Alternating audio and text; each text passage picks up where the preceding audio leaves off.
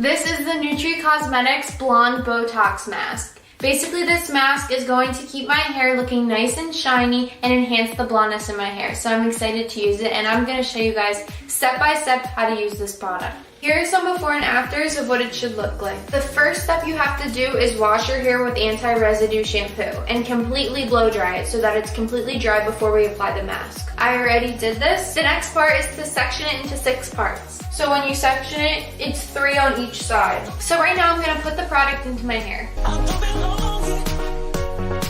Alright, so I just finished applying the product, so now we just have to wait 30 to 40 minutes. The next step is to rinse it out, but leave enough product in it to straighten it after.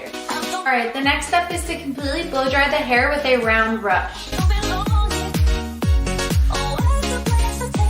Okay, so after your hair is completely dried, you section it into parts, and once your hair is sectioned, you straighten the parts, thin parts, 10 to 15 times per strand. Alright, so this is the finished product. Now I have smooth, hydrated hair for up to 8 weeks. So go check